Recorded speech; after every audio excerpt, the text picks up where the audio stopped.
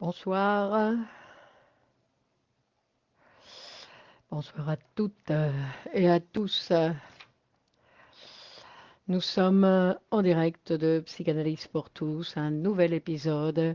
Aujourd'hui, nous sommes le 10 février 2026 et il est 21 heures. Donc, nous allons voir un petit peu. Parfait.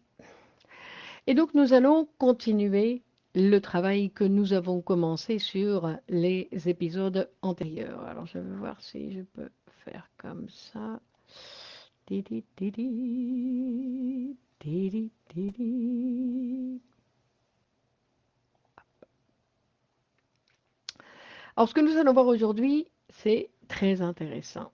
C'est très intéressant. Nous allons voir un petit peu. Nous allons continuer, on va dire, de voir. Et Sadela, bonsoir. Nous allons continuer de voir que la psychanalyse est un instrument révolutionnaire. Donc la fois dernière, pas sur la fois dernière, on avait fait un épisode spécial, sinon que la fois antérieure où nous avions fait référence au complexe d'Oedipe et à la castration, nous allons reprendre à partir de là, on va dire, où nous avions dit, Nathalie, bonsoir, nous avions souligné le fait que l'Oedipe, en fait, l'Oedipe, c'est donc le moment où l'enfant va rentrer dans le langage. Et ce que Menassa va souligner dans le livre, il va dire, et c'est d'ailleurs pour ça que la mère, la sœur, l'oncle, les parents, hein, et les parents qui nous accompagnent dans ce moment, eh ben, en fait, ils sont importants. Pourquoi? Parce que, en fait, ils nous ont accompagnés dans cette entrée dans le langage. Ils ont participé, ils ont rendu possible l'entrée de l'enfant dans le langage. D'accord? Donc ça, c'est quelque chose et qui fait que après, ben, ces personnes qui nous ont accompagnés sont des personnes significatives dans notre vie, hein. C'est-à-dire que Menassa précise, et il dit, ils ne l'ont pas laissé grandir comme un enfant loup. Ils ne l'ont pas abandonné quelque part. C'est-à-dire qu'ils lui ont permis de grandir parmi les êtres humains.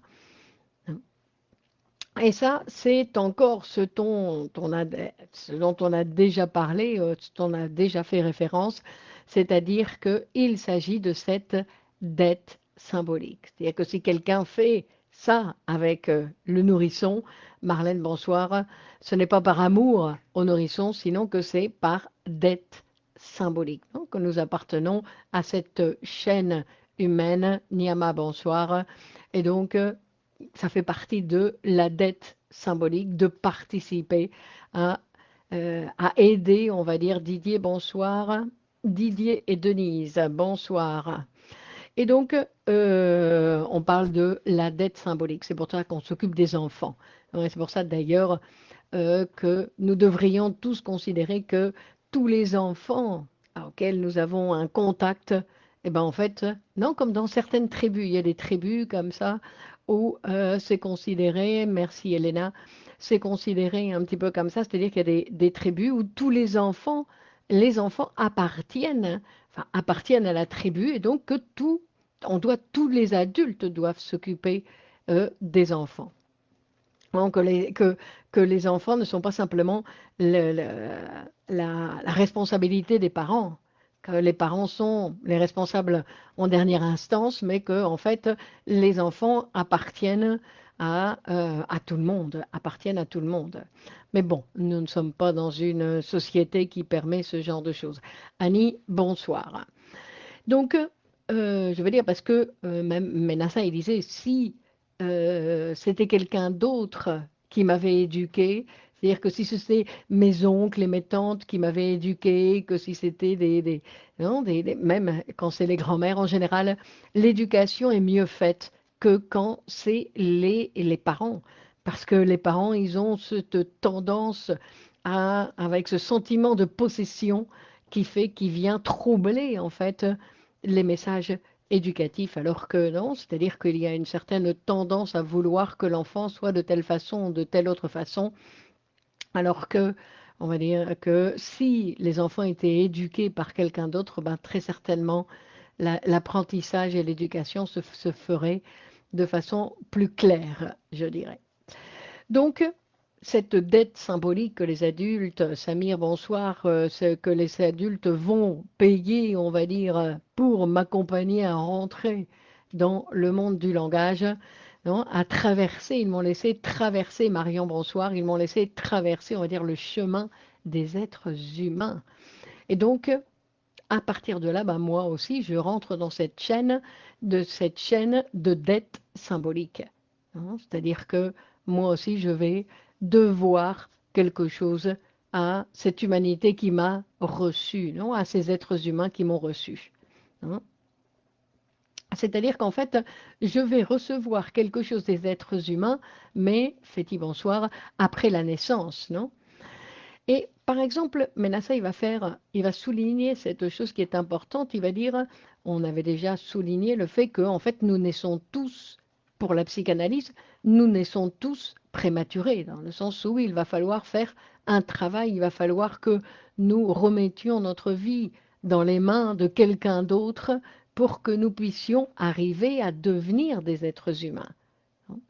Donc, et il va dire que les enfants prématurés, par exemple ceux qui naissent au 6e mois, au 7e mois, normalement, il dit que ben, on prend énormément soin d'eux, hein, comme on les voit beaucoup plus fragiles, on les considère comme quoi ben, se sont précipités à sortir ou ils sont sortis avant l'heure et qu'il y a une surprotection, il y a une tendance à la surprotection. Et Ménasseh, il dit qu'ensuite, on va le voir, parce que ben, c'est des enfants, des nourrissons, qui vont facilement devenir gros ou qui vont être déformés par la surprotection, il dit. Hein. C'est-à-dire que la surprotection, c'est quelque chose qui va déformer l'enfant, que l'enfant, il a besoin de soins indispensables. Mais la surprotection, ça déforme les enfants. Et avec cette idée que nous venons de présenter, que nous sommes tous en fait des enfants prématurés, même quand nous sommes nés à la date prévue, à la date où on nous attendait, au 9e mois, on va dire, que en fait l'enfant va être traité comme s'il était un petit peu un prématuré. Non. Mais pas avec la surprotection. C'est-à-dire que la surprotection, ça appartient vraiment à ce prématuré biologique, avec cet excès de soins. Hein. Parce que, et, mais que dans les deux cas, en fait, ce petit animal qui arrive dans le monde, ben, il va devoir faire le travail de devenir un être humain. Non. Il y a tout un système qui l'attend, dans lequel il va rentrer pour devenir un être humain. Donc, comme on avait vu la fois dernière, non, cette machine qui va rendre ce petit animal qui arrive à la naissance et qui va se transformer en être humain. Et qui va devoir ensuite continuer, bien évidemment, à voir si, hein, parce que nous allons tous rentrer dans le monde du langage. Mais après, on va voir comment chacun se débrouille une fois que nous sommes dans ce monde du langage, un petit peu ce qui va se passer. Donc, merci d'être là ce soir. Merci de partager sur vos réseaux cette vidéo pour que nous puissions être plus nombreux. Nous avons perdu, depuis ce changement de page, nous avons perdu énormément d'audience. Donc merci d'avance de partager sur vos réseaux pour que récupérer un petit peu tous ces auditeurs qui étaient là tous les mardis à 21h et qui ont dû nous perdre sur la route. D'ailleurs, pour éviter que ça se répète, vous pouvez vous unir au WhatsApp dans Psychanalyse pour tous et suivre les informations de Psychanalyse pour tous, comme ça vous les suivez, non, dans le WhatsApp. Vous n'avez pas besoin de numéro, rien du tout, simplement vous mettez Psychanalyse pour tous et vous allez donc me retrouver là. Et comme ça, c'est une manière de ne pas perdre le contact. Ou du côté de Telegram. Bon, on continue. Donc nous allons faire et une autre petite parenthèse, on va dire, appartient au milieu dans lequel ils grandissent. Ils vont revenir nécessairement. Mais il faut peut-être les aider aussi, Didier, il faut peut-être les aider. Donc, on va faire une petite parenthèse pour dire que, pour continuer, parce que dans tout ce que je viens de dire ici, ce qui va être intéressant, c'est de pouvoir sortir en fait les idées qui viennent présenter quelque chose qui est révolutionnaire. Quelque chose qui est révolutionnaire, c'est-à-dire que quand on peut assimiler cette idée nouvelle, ben, notre vie va se transformer en révolutionnaire dans ce sens-là, non? Par exemple, Martine, bonsoir. Voilà, Martine ne nous trouvait plus sur Facebook, donc nous avons déménagé, vous avez vu, on nous a envoyé ailleurs. Bon, donc, mais NASA va nous dire que la mère phallique, en fait, elle est éternelle. Elle est éternelle dans le sens où la mère phallique va nous accompagner toute notre vie, dans l'inconscient, mais elle va nous accompagner toute notre vie. Non? Non, c'est-à-dire que le sujet va, Delphine, bonsoir, le sujet va avoir un inconscient toute sa vie, c'est-à-dire jusqu'à la mort. Non, cette mère phallique va être là avec nous jusqu'à la mort. Et on précise ça parce que Ménassé va dire que Freud ne dit pas, il va se différencier de Hegel. Où Hegel, pour lui, il dit que pour lui, dans la graine, il y a l'arbre futur. Hein, que dans la graine contient cet arbre futur. Mais pour la psychanalyse, la lecture se fait de façon différente. C'est-à-dire que Freud va dire, oui, dans la graine, il y a peut-être un arbre futur dans le sens où si je plante la graine, si je l'arrose, si je la plante dans une terre fertile, si je prends soin d'elle pendant des jours et des jours, si je prends soin d'elle pendant des années et des années, ben peut-être qu'un arbre, effectivement, va grandir à partir de cette... C'est-à-dire que la psychanalyse, ce qu'elle présente, c'est que c'est toujours, Christine, bonsoir, mais que dire de ceux qui affirment que la psychanalyse est réactionnaire et non libératrice? Qu'est-ce que vous voulez dire? Peu importe, non, que les gens, chacun, bah oui, que la psychanalyse, elle est réactionnaire, hein, c'est-à-dire qu'elle réagit à quelque chose, non? La, la, Chacun a le droit de dire ce qu'il veut et après il faut voir qui parle. Non? Toujours voir qui dit ça. Qui dit ça? Une personne qui sait psychanalyser ou une personne qui ne sait pas psychanalyser? Non, par exemple, moi je commencerai à me poser cette question. Donc ce qui est intéressant, c'est que la psychanalyse dit que dans la graine, il n'y a pas d'arbre. Mais ce que je peux dire, c'est que à partir de l'arbre, je vais dire qu'il y a eu une graine. Ça, je peux le dire. C'est pour ça que la psychanalyse va toujours travailler après l'après-coup. Non, cette image de la graine et de l'arbre se trouve chez Kant. Ah, ok. Non. Mais ce qui est intéressant, c'est de voir que la psychanalyse, elle regarde la situation toujours à partir de la fin, c'est-à-dire toujours à partir de la phrase du patient. Hein, toujours à partir de ce que le patient va me dire. Hein.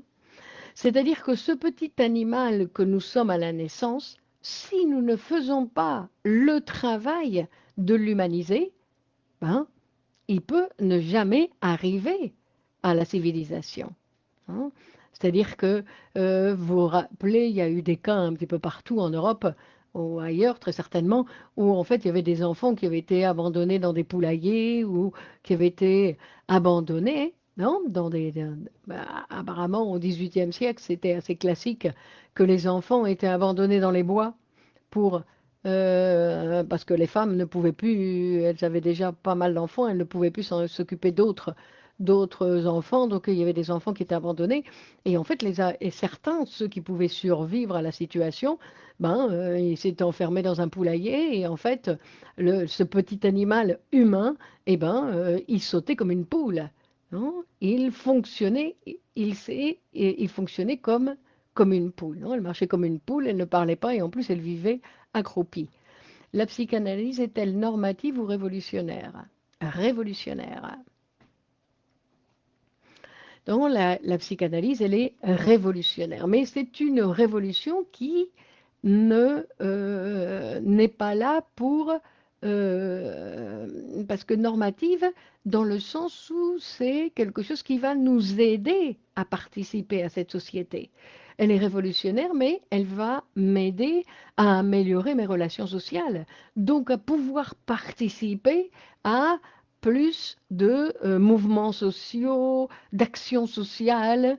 Donc, je n'ai plus besoin, comme beaucoup de gens qui ne peuvent pas avoir non, de participation dans aucune activité sociale parce qu'ils se disputent avec tout le monde, par exemple, ou qui ont un degré de tolérance tellement minime qu'ils ont des difficultés à être avec les autres. Donc, d'une certaine façon, ce n'est pas normatif, mais c'est qu'elle va nous aider à accepter les injustices qui existent de partout, qui va nous aider à vivre dans cette société non, difficile que nous avons construite, que nous continuons à construire, et que bien évidemment, si nous étions plus nombreux à nous laisser toucher par les idées de la psychanalyse, ben, évidemment, il y aurait des mouvements sociaux un petit peu différents. Je pense que c'est tout simplement mal compris. Cela s'adresse à l'individu et non au groupe. Je ne sais pas, parce que en fait, la psychanalyse, Freud va nous dire que c'est quelque chose qui est communautaire. C'est-à-dire que, comme je l'avais publié une fois un moment, c'est-à-dire qu'une personne qui se psychanalyse, ben, les autres le voient. Alors, ils ne le voient pas obligatoirement consciemment, mais on le voit, une personne qui se psychanalyse. Donc, c'est quelque chose qu'on ne peut pas cacher. Ou alors, on va montrer un petit peu comment on se psychanalyse, parce qu'après, il y a des gens aussi qui disent qu'ils ont fait une psychanalyse pendant des années, et quand on voit le résultat, on dit, pouf, quelle catastrophe. Non, par exemple, c'est vrai que ça aussi, ça existe. Non, il est l'incarnation même du laïcisme. Donc moi, je pense que on doit penser que la psychanalyse, c'est quelque chose, c'est pour ça que les psychanalystes doivent appartenir à une école, doivent se former dans une école. Hein, c'est-à-dire que ça, c'est très important. C'est pour ça que quand, en fait, on commence une psychanalyste avec un psychanalyste, ben, d'une certaine manière, on rentre dans cette chaîne de formation à laquelle notre psychanalyste appartient.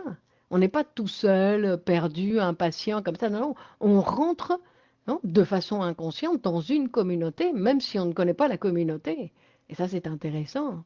Non, c'est-à-dire que ce que va nous dire Freud, c'est que c'est ce que nous dit Menassa, c'est que en fait, la manière de lire la théorie psychanalytique, on va dire, c'est dans l'école, puisque chaque école fait une lecture de la théorie différente, ben c'est celle qui va être utilisée, bien évidemment, pour le travail analytique qui va être, mais que ce que je veux souligner, c'est que en fait, le patient, il n'est pas tout seul en tête-à-tête avec le psychanalyste, sinon que il y a toutes les relations du psychanalyste qui rentrent en jeu. Hein. En plus, elle libère des névroses. Pourquoi la psychanalyse n'est pas une profession réglementée? Ben ça, c'est une chance, Denise, on va dire. C'est une chance parce que si la psychanalyse était réglementée, eh ben, on va dire bonsoir, Chantal. Donc, c'est-à-dire que si la psychanalyse était réglementée, ben, en fait, elle perdrait son statut de structure révolutionnaire. Parce que si, euh, parce qu'en fait, l'État, non, si elle était réglementée, donc elle appartiendrait à la structure de l'État, comme les autres professions, et donc l'État, bien évidemment, annulerait le pouvoir que la psychanalyse est là. D'ailleurs, c'est ce qui se passe quand il y a des masters en psychanalyse dans les universités où on apprend la théorie, mais on n'apprend pas la psychanalyse.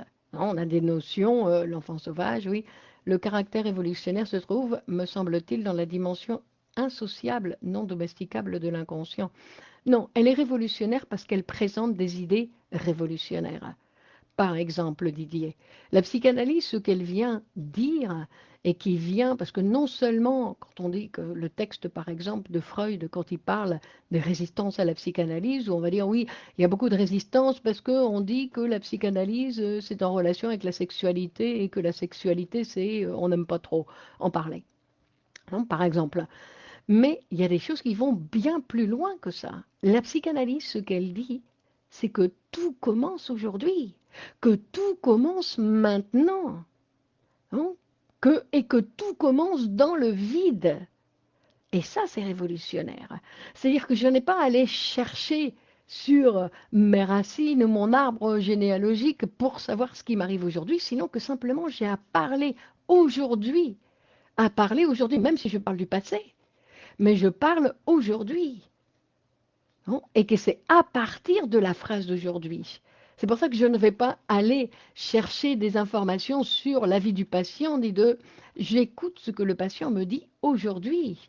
Et que si aujourd'hui il me parle de son passé, c'est parce qu'il a encore des attaches avec certaines phrases de son passé, hein, qui ne sont pas nécessaires, bien évidemment, pour vivre dans le présent.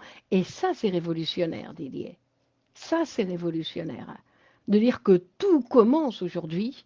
Non seulement c'est un film, non, d'un réalisateur français, mais que en plus c'est une phrase que nous devrions pouvoir vivre comme ça. C'est pour ça que quand on dit c'est révolutionnaire, c'est-à-dire je me lève le matin et tout commence, mais c'est pas je me lève le matin, c'est tout commence aujourd'hui dès que... Non, c'est pour ça que je ne suis pas déterminée par ce qui m'est arrivé, je suis déterminée par la prochaine phrase que je vais dire. Mais c'est Jacques Lacan qui a réintroduit la psychanalyse dans sa position libératrice et révolutionnaire. Bon, et qu'est-ce que vous voulez dire? Qu'est-ce que vous voulez dire? La psychanalyse, non? La psychanalyse, c'est une manière de lire la théorie. Hein, parce que l'histoire, c'est qu'il y a beaucoup de manières de lire la théorie de façon différente. Non? Et après, bien sûr, il y a la dimension de l'inconscient qui vient nous dire que, en fait, je ne suis que le témoin de ma propre vie. Que l'idée de qui circule comme ça, que je peux contrôler mes émotions, que je peux contrôler ceci, que je peux contrôler cela, ben, l'être humain, il n'a pas cette dur de vous rejoindre ce soir. Difficile à rejoindre les directs. Bravo, Christiane. Donc, le premier jour du reste de ma vie. Et bon, si vous voulez, ça fait joli, non? Ça fait. Mais. Euh,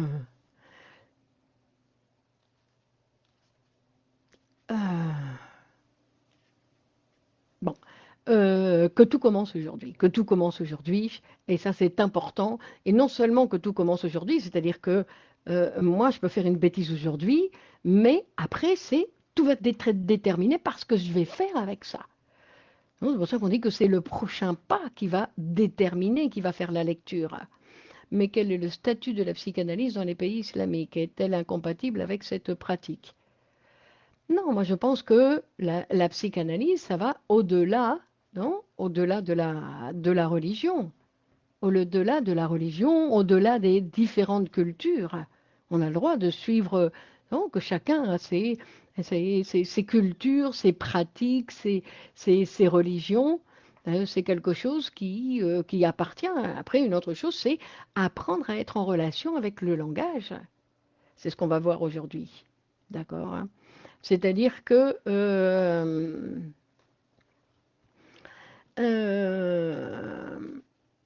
donc on disait que si je me laisse psychanalyser, je gagnerai un espace d'humanité. Et c'est ce que la psychanalyse va faire de nous. Mais tout le monde n'accepte pas. Ça, c'est ça qui est important. C'est-à-dire que tout le monde n'accepte pas de se laisser psychanalyser. Non, se laisser psychanalyser dans le sens, bon, c'est moi qui dois faire le travail, dans le sens où c'est moi qui dois venir et parler. D'accord. Mais après, je rentre dans cette machine, en fait.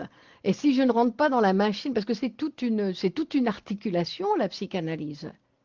Ce n'est pas simplement un rendez-vous intime avec un psychanalyste, c'est tout un engrenage. Et quand je commence une psychanalyse, je rentre dans cet engrenage. Mais la religion fait-elle obstacle à la psychanalyse?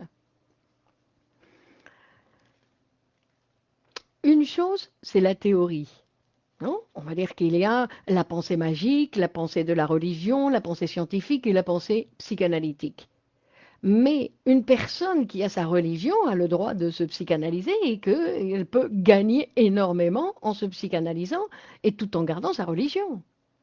On n'a pas besoin de transformer. Donc, je veux dire qu'il ne faut pas mélanger la théorie avec la pratique. même si les deux vont ensemble. La psychanalyse est un rempart contre les passages à l'acte. Malheureusement, les délinquants n'en bénéficient pas. Bon, si vous le voyez comme ça, moi je ne le vois pas comme ça, parce que justement, des fois c'est pas un rempart, il faut passer à l'acte. Enfin, passons à l'acte. Cessons d'être trop souvent dans notre sofa à ne rien faire. Passons à l'acte. Il y a beaucoup de choses à faire, que nous avons tendance justement à ne pas faire grand-chose et que on laisse que d'autres fassent pour nous.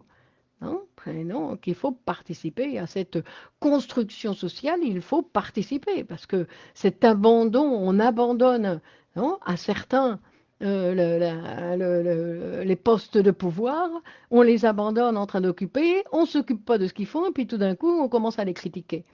Non, moi, je pense que l'important, non, quand on parle de démocratie, c'est la possibilité de que tout le monde participe, mais c'est très difficile, on est un petit peu paresseux, on préfère que non, laisser les autres faire et après, l'instinct de survie nous pousse-t-il à craindre la psychanalyse?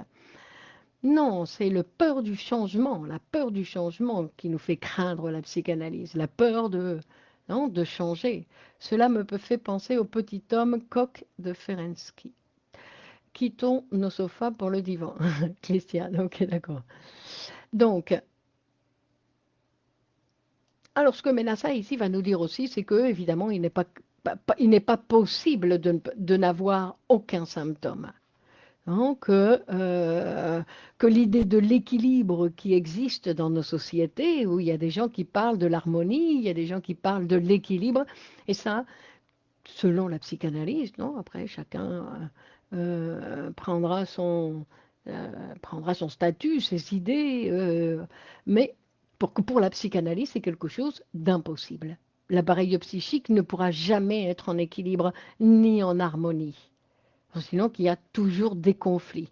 Et comme il y a toujours des conflits, ben, de temps en temps, il y a des symptômes. Mais bien sûr, quand une personne se psychanalyse, ben, le symptôme, il est réglé facilement. Il est réglé comme au rythme d'un lapsus. On n'a pas besoin de s'éterniser sur les symptômes. Hein. C'est-à-dire qu'on ne prend pas de bénéfices secondaires sur les symptômes. Ça, c'est important, par exemple. Donc, mais qu'on ne peut pas imaginer la vie d'un être humain sans symptômes. La psychanalyse, non, ne le prend pas comme impossible. La psychanalyse s'est-elle réconciliée avec l'école cognitive? Pourquoi elle s'était disputée? Non. Pourquoi vous voulez... moi, je pense que la psychanalyse, c'est la psychanalyse. Elle ne peut pas intervenir sur une théorie qui lui est différente. Elle n'a pas à se disputer avec une théorie. C'est comme la psychanalyse, elle va aller se disputer avec la médecine. Ce sont deux mondes différents. Alors, la psychanalyse, elle doit s'occuper de son terrain. Les psychanalystes, parce que la psychanalyse, elle ne se dispute pas. Ce sont les psychanalystes qui se disputent. Hein. Et les psychanalystes, oui, il y en a peut-être qui vont se disputer, mais ça, c'est parce qu'ils devraient retourner sur le divan. Parce que sinon, pourquoi je vais aller me disputer, non, avec une théorie qui est loin de chacun va s'intéresser à la théorie qui lui convient. Chacun va prendre.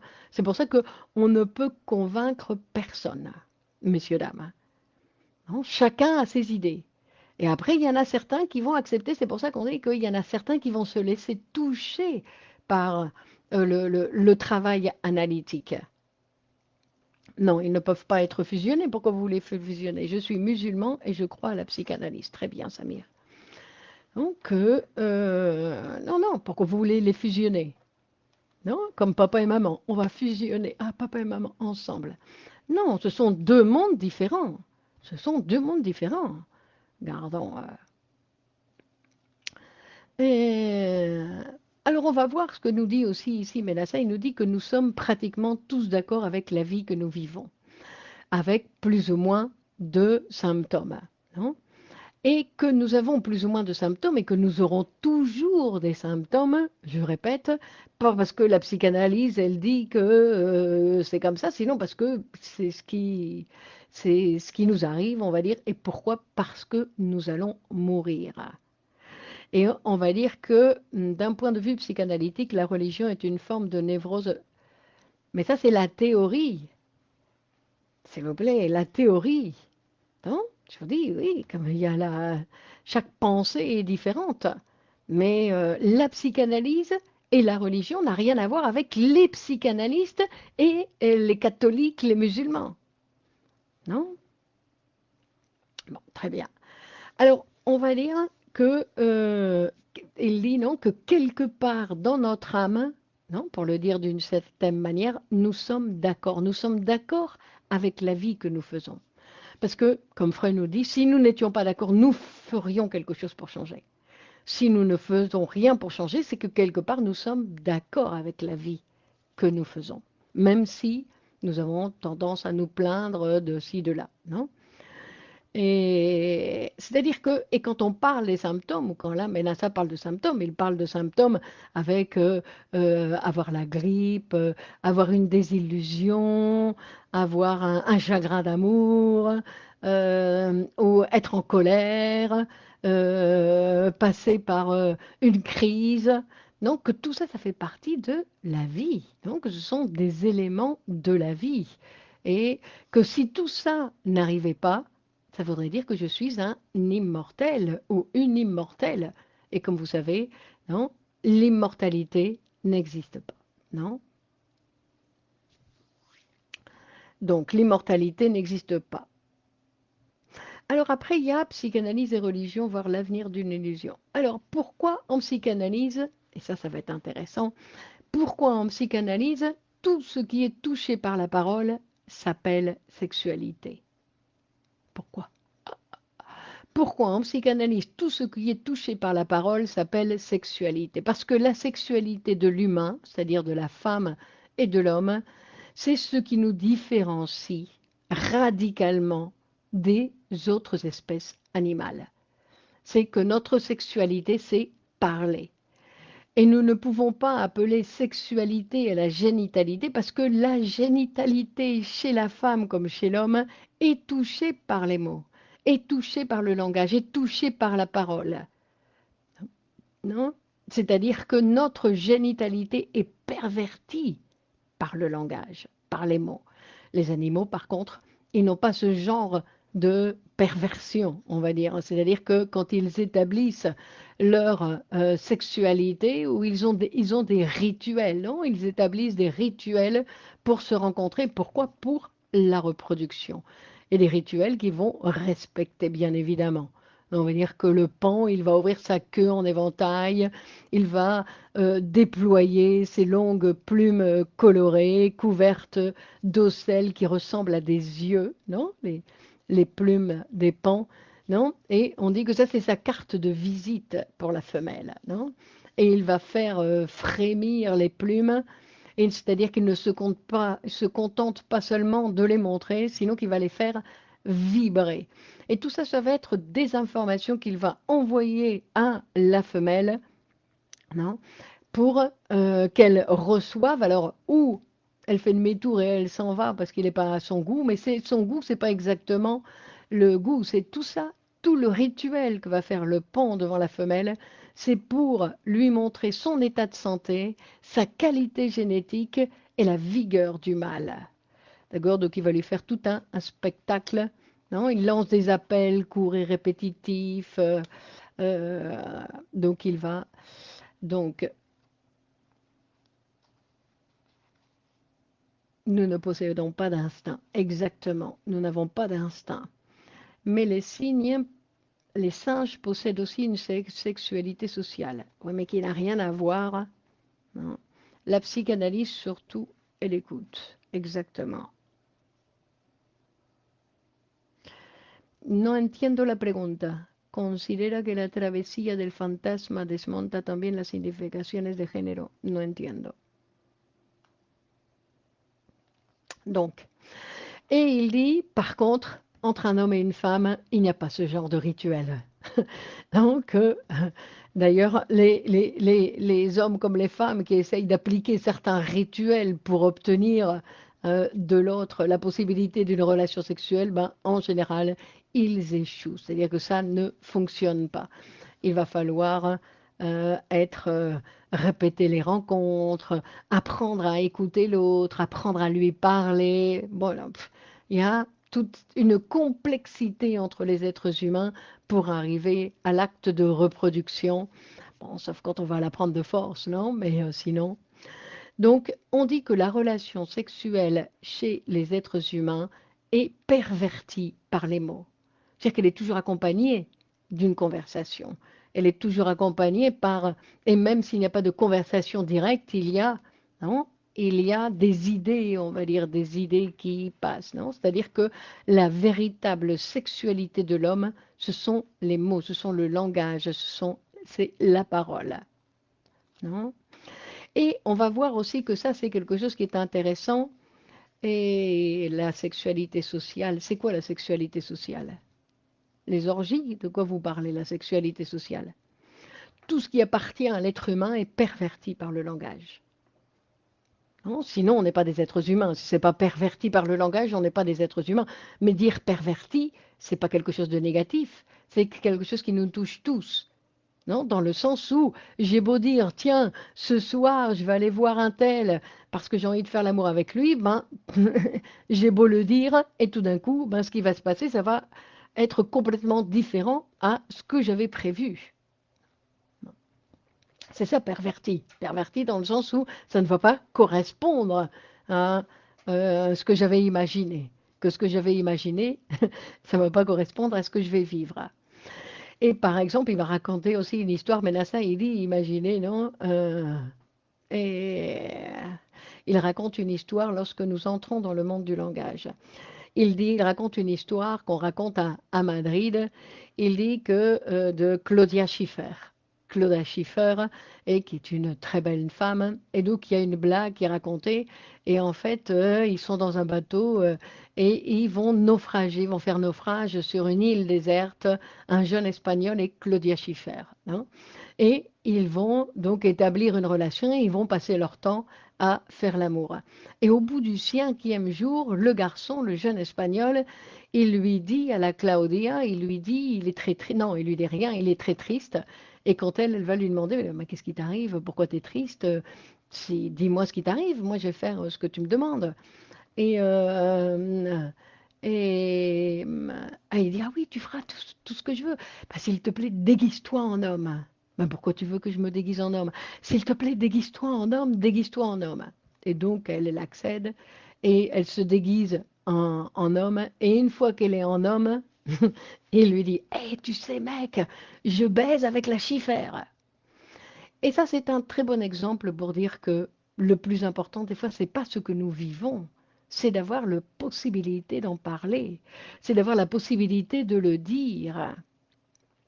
Et c'est pour ça qu'on va même arriver au-delà, c'est-à-dire que on va dire que si on dit que la sexualité, c'est les mots, la reproduction devrait être non. Bien sûr que non, nous ne sommes pas des animaux. Le langage pervertit le désir. On y arrive, Féti. Donc, la sexualité, ce sont les mots. Mais ce qu'il va nous dire ici, c'est que la blague montre que la véritable sexualité de l'humain, ce sont les mots. C'est-à-dire que ce ne sont pas ce qui est important dans ma vie, ce ne sont pas les choses que je fais, c'est ce que je dis de ce que je fais. Non, c'est ça qui est important. C'est-à-dire, c'est ce que je vais dire de ma vie. Non. Par exemple, après une psychanalyse, la personne peut continuer à vivre exactement les mêmes choses, mais elle va en parler de façon différente. Avant, elle venait, elle se plaignait, elle disait oh non, tout ça c'était nul. Et maintenant, la même vie, mais elle en parle, elle dit j'ai de la chance, je suis reconnaissant. Non, un discours différent. Et donc j'ai une autre vie, bien sûr, parce que j'en parle de façon différente, donc obligatoirement j'ai une autre vie. Non. Donc, et c'est tout comme, non, pensez-le à partir de ça, parce que ça c'est intéressant, tout comme l'histoire de l'humanité. Ce que nous savons de l'histoire de l'humanité, c'est ce que les historiens ont écrit de cette histoire, pas ce qui s'est passé. Ce qui s'est passé, on n'en a rien, on n'a aucune idée. C'est pour ça qu'après, il y a des relectures sur les faits, des nouvelles interprétations qui sont faites, de nouveaux écrits pour donner de nouvelles interprétations. Hein. Un petit peu, c'est comme ça. C'est-à-dire que tout dépend de ce qu'on va écrire de notre vie, de ce qu'on va dire de notre vie. C'est pour ça qu'il y a des êtres, non, des écrivains qui aiment bien écrire leur autobiographie, hein, avant que pour dire je la fais moi-même. Non? Comment? Méthode de pensée au mot. Donc, c'est-à-dire que si on ne l'écrit pas, ça n'existe pas. Ça aussi, c'est quelque chose d'important. C'est-à-dire que notre vie, notre propre vie, si je n'écris pas ma vie, elle n'existe pas. Elle existe le temps de ce vécu. Donc il n'est rien, pratiquement rien, non? S'il n'y a pas d'écriture, si je ne le raconte à personne, non? Donc nous sommes des êtres sexués, non? Ça veut dire quoi? Ça veut dire que nous devons nous reproduire par sexualité, non? C'est-à-dire avec un macho et une femelle. Eh ben voilà. Non, un mâle, pardon. Un mâle et une femelle, non? Ce sont les deux dont nous avons besoin pour la reproduction. Mais ça, ce n'est pas psychique. Ça appartient à l'espèce animale, ce n'est pas psychique. C'est comme par exemple donc, le fait qu'il y ait pour la reproduction l'obligation, pour l'instant, non, parce qu'avec ce qu'ils sont en train d'inventer, peut-être que ce sera plus nécessaire, pour l'instant on a besoin d'un homme et d'une femme pour la reproduction, que c'est obligatoire. C'est pour ça qu'on va voir que ce n'est pas exactement que l'homme ou la femme ont envie d'avoir des enfants, sinon que c'est une obligation de l'espèce humaine. Les mots ne sont-ils pas aussi les expressions de nos affects? Nos affects changent, les mots changent notre représentation de la chose, bien sûr. Si, bien sûr, mais les mots parlent de ma vie, non? Parlent de ce qui m'arrive. Enfin, j'essaye, parce qu'en fait, entre ce que je dis et ce qui m'arrive, il y a toujours une énorme distance, hein. Donc, mais là, ce qu'il va dire, c'est que la reproduction, tout ce qui concerne en fait la reproduction, n'est pas dans l'appareil psychique. Non, Freud va dire que l'homme, le signifiant homme ou le signifiant femme, n'appartient pas à l'appareil psychique. Ou il va dire qu'il n'a pas de contenu spécifique, mais un homme peut prendre du plaisir avec un homme. De quoi vous parlez? Non? Et on va dire, c'est vrai que l'acte sexuel passe d'abord par les mots. Ben, disons que d'abord, non, après il y a de tout, Samir, non, pour les actes sexuels, mais disons que chez l'être humain, obligatoirement, il va y avoir des mots. Ce que je vais en penser, ce que je vais raconter à quelqu'un, ce que... Non, il va obligatoirement y avoir des mots. Donc, on va dire que l'espèce humaine veut des enfants, mais pas le psychisme. Ça, c'est intéressant. L'espèce humaine veut des enfants, mais le psychisme n'est pas intéressé. Celle qui est intéressée, c'est l'espèce animale qui est intéressée à la reproduction, pour ça la survie de la reproduction de l'espèce. Mais non, mais le psychisme, non, le psychisme n'est pas intéressé par la reproduction. Non. C'est-à-dire que dans le psychisme, il n'y a pas de sexe. Il n'y a pas de caractérisation entre l'homme et la femme dans le psychisme. Ce qui existe dans le psychisme, et ça on l'a déjà vu, c'est-à-dire que comme nous sommes des êtres parlants, nous avons été fabriqués dans une famille, non? Et que, en fait, va s'établir dans le psychisme des signifiants. Et il y a le signifiant homme, le signifiant femme, le signifiant mère et le signifiant père. Ça commence par la mère, le père, l'homme et la femme, non? Et c'est ça notre sexualité. C'est-à-dire que quand je me positionne d'un côté, la phrase va être d'une manière et quand je me positionne d'un autre côté, la phrase va être différente, on va dire, non? D'une certaine façon. C'est-à-dire que j'ai cette possibilité pour faire face à la réalité d'être positionné de façon psychique dans une situation ou dans une autre. Nous sommes les instruments de l'espèce en quelque sorte et du psychisme. Et du psychisme. Non, nous sommes toujours des instruments. Nous sommes des instruments, en fait, nous sommes surdéterminés. Et c'est pour ça que la psychanalyse est révolutionnaire, parce que c'est un instrument qui va permettre de modifier des éléments de notre surdétermination. C'est la seule, d'ailleurs, qui peut permettre de modifier les éléments de notre structure. Hein. Alors maintenant, nous allons essayer de parler de la constitution mythique du désir. Constitution mythique du désir d'un côté et de l'autre, on va parler par exemple de la perception et la mémoire, non? Donc on avait cette idée-là pour ce soir. Parce qu'on va voir pourquoi le désir ne va jamais trouver ce qu'il cherche. Pourquoi le désir ne va jamais trouver ce qu'il cherche. La psychanalyse est le passeport pour notre liberté. Ça, c'est joli. Non? Pour la plus grande liberté que nous pourrons avoir, doit passer par la psychanalyse. Exactement. Ça, c'est la véritable liberté que nous pouvons acquérir en tant qu'être humain. Ça doit passer par la psychanalyse. Que dit le surmoi ici? Ben, je ne sais pas. Le surmoi de Anis, je ne sais pas ce qu'il veut dire. Ça dépend, non? Donc, le désir ne va jamais trouver ce qu'il cherche. Et c'est pour cela qu'il va être immortel. Le désir chez l'être humain est immortel parce qu'il a toujours besoin de chercher. Toujours besoin de chercher. Et quand il croit trouver, en fait il n'a pas trouvé, il doit continuer à chercher. Il doit continuer à chercher, il doit continuer à chercher. C'est pour ça qu'il y en a d'autres qui vont dire, dans un autre sens, que le désir n'a pas d'objet. Dans le sens où tous les objets peuvent servir. Ou que n'importe quel objet peut faire l'affaire, puisque de toute façon, ça va être toujours un objet que, d'une certaine façon, qui peut être mobile. Les objets du désir peuvent être mobiles. C'est-à-dire que, par exemple, on va voir, pour l'amour, le sujet a besoin qu'un autre objet l'aime. L'aime dans le sens qu'il va répondre. Que bien que nous savons que pour certains sujets, ce n'est pas exactement l'amour qu'ils cherchent, mais ça peut être aussi la haine, non? Ou la haine, ou d'être maltraité. Mais ça, ce sont des variables, on va dire des variables, que normalement, dans l'amour, le désir oscille entre satisfaction et ennui. Ça, vous parlez de qui, là? Donc, je demande toujours d'une autre personne qu'il donne une réponse à ma sollicitude. Non, ça fait partie de l'amour. Moi, je demande qu'il y ait une autre personne qui me demande. Par contre, pour le désir, non. Pour le désir, n'importe quel objet peut faire l'affaire, parce qu'il n'y a pas d'objet précis pour calmer mon désir. Mon désir ne va jamais être calmé, ou s'il est calmé, on va dire, ça va être calmé simplement un instant. Après, tout de suite, il va se remettre en marche, parce que la satisfaction ne dure qu'un instant.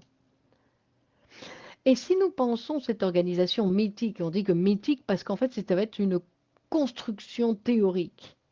C'est parce qu'on n'a pas été voir chez le nourrisson comment ça se passait, sinon que c'est une construction à partir de l'adulte.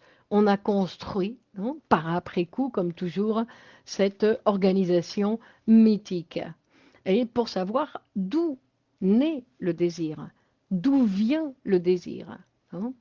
Et que nous pouvons imaginer que le nourrisson, dans sa relation avec la mère ou avec la personne qui s'occupe de lui, on va dire, l'enfant va naître avec une énergie, avec une tension qui va le pousser à pleurer, une tension dans le sens où quand il a faim, alors c'est pas exactement une faim qu'il a au départ, il a rien du tout, simplement il a cette énergie qui va le pousser à pleurer, par exemple, et que petit à petit il va apprendre, au fur et à mesure des répétitions, que dès qu'il pleure, il y a du lait chaud qui lui coule dans la bouche. Et qu'en plus, après une certaine quantité d'absorption, il est super content. Il est tout gonflé, rouge, et de bonheur. Mais l'amour contient aussi de la haine, effectivement. Donc, et, mais, donc, au fur et à mesure, il va apprendre que quand il y a cette c'est une énergie qu'on appelle, c'est l'énergie de la nécessité au départ. Au départ, c'est une énergie de la nécessité. Et que cette énergie va générer une trace dans le système nerveux de l'enfant. Donc l'enfant va commencer à avoir une mémoire de la nécessité. C'est-à-dire qu'au départ, ce qu'il sent, c'est une véritable désorganisation. Tout est désorganisé.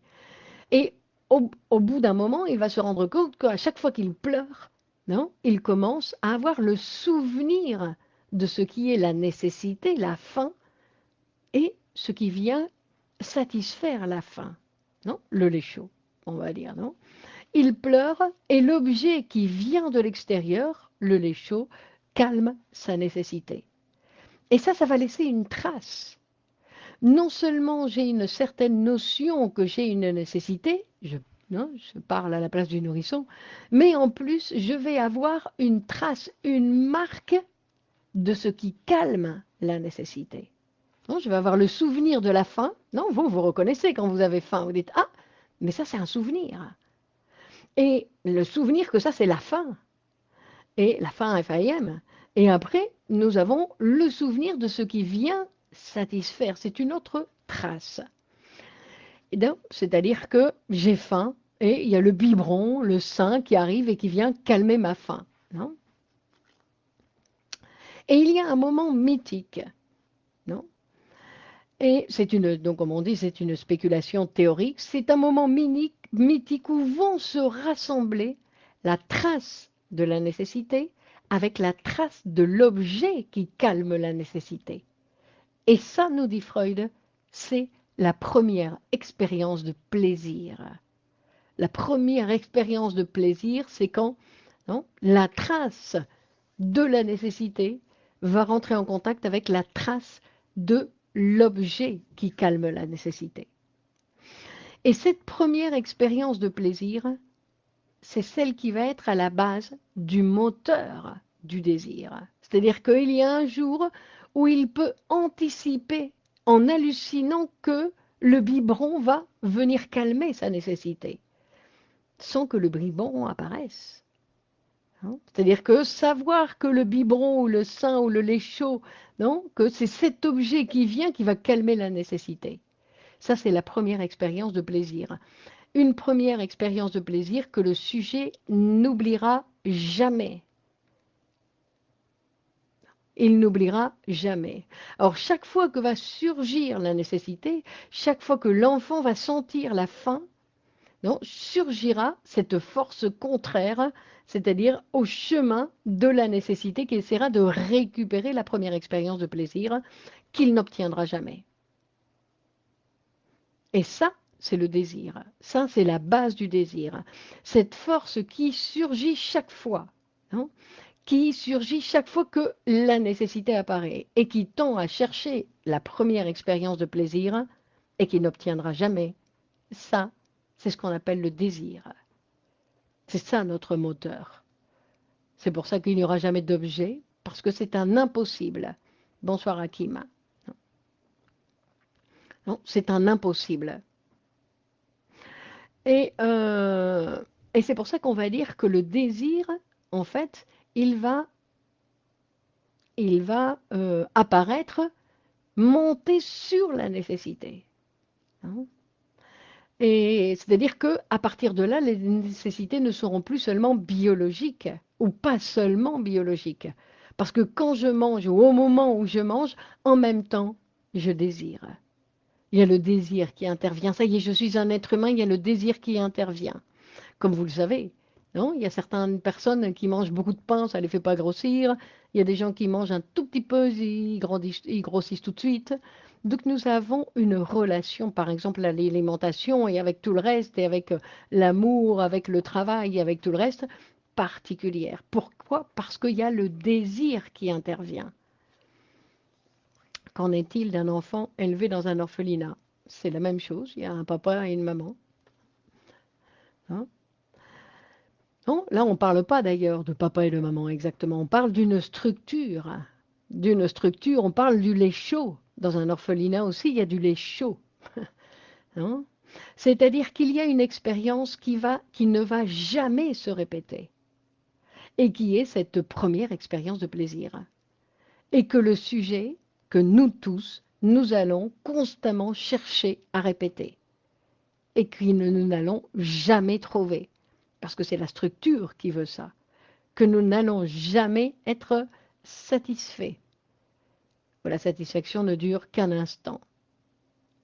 Et c'est un désir qui va surgir à chaque fois que surgit la nécessité. C'est-à-dire que la nécessité, le biologique chez l'être humain n'existe pas pur biologique. Il n'existe pas une pure anatomie chez l'être humain. Pourquoi? Parce que tout est perverti par la parole, tout est perverti par notre désir. Hein. Donc c'est là où tout est altéré. Toutes nos nécessités sont altérées chez l'être humain. Hein.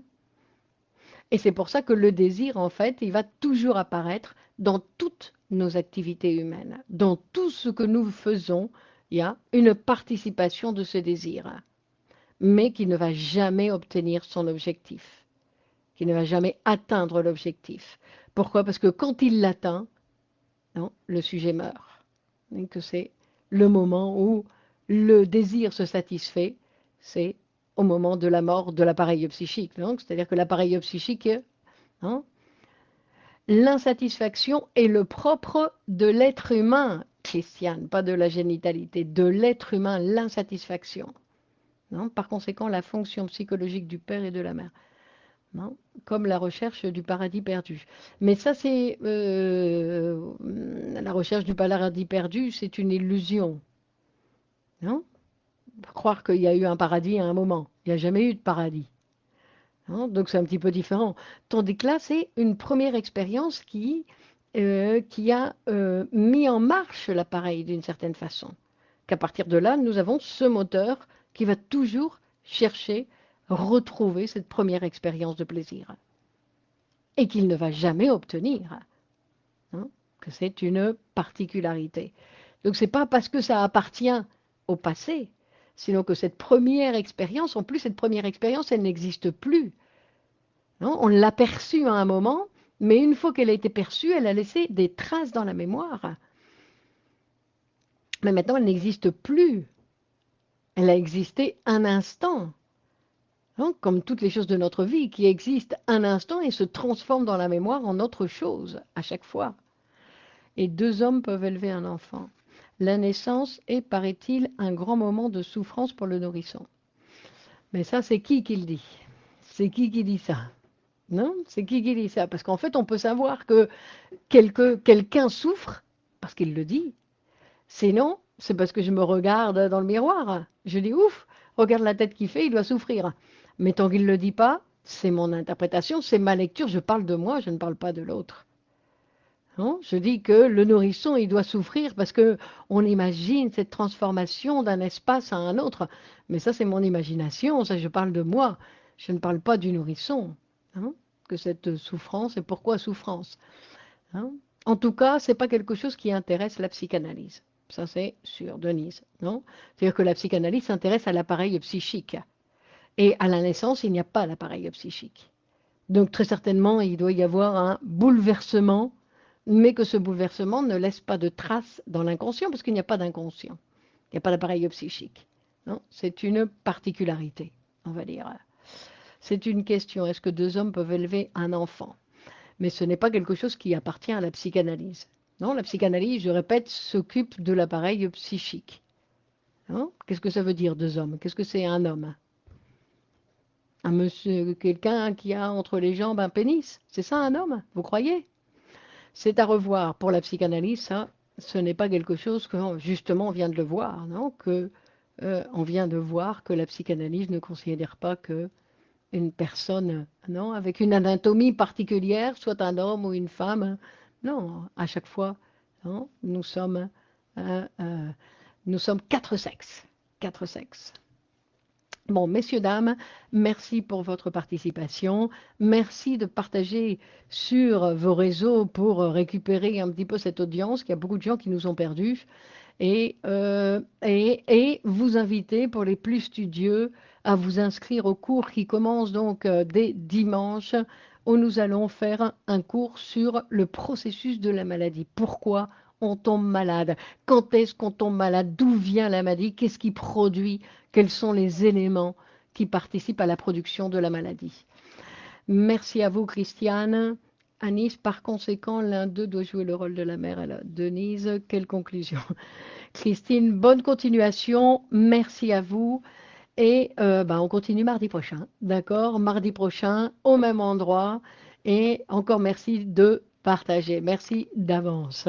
Allez, au revoir. Bonne soirée et à mardi prochain. Au revoir.